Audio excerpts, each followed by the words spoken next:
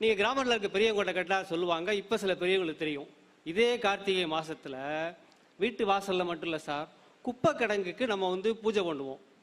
இங்கே இருக்க பெரிய ஆளுகளுக்கு தெரியும், குப்பநாச்சியார் பூஜைன்னு சொல்லுவாங்க. எதுக்கு சார் குப்பை கிடங்குக்கு எதுக்கு தீவாரணை காட்டணும்?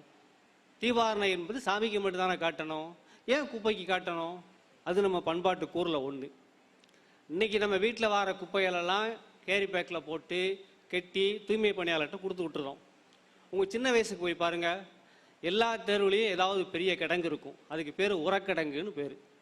அந்த கிடங்குல தான் அந்தந்த தெருவில் சேர்ந்த வீடுகளில் சேர்ந்த குப்பையை போடுவோம். அன்னைக்கு மக்காத குப்பை கிடையாது, நெகிழி கிடையாது, எல்லாமே மக்குற குப்பை தான்.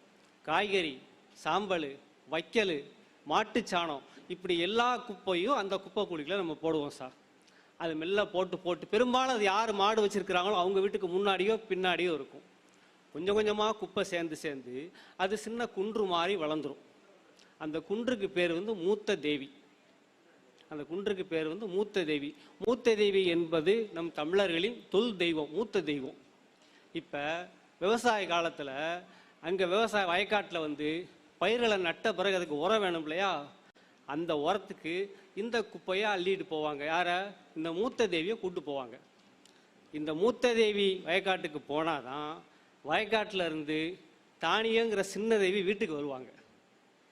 இப்போ நான் பழமொழி சொல்கிறேன், மூதேவி போன அழகு, சீதேவி வந்த அழகு. அதுதான் சார். மூதேவி என்பது அழுக்கு சோம்பல் மடி இல்லை சார், நம்ம சேகரித்து வச்சுக்கிற உரக்கிடங்கு. இந்த மூத்த தேவி வயக்காட்டுக்கு போனால் தான் சின்ன தேவிங்கிற தானிய வீட்டுக்கு வருவாங்க.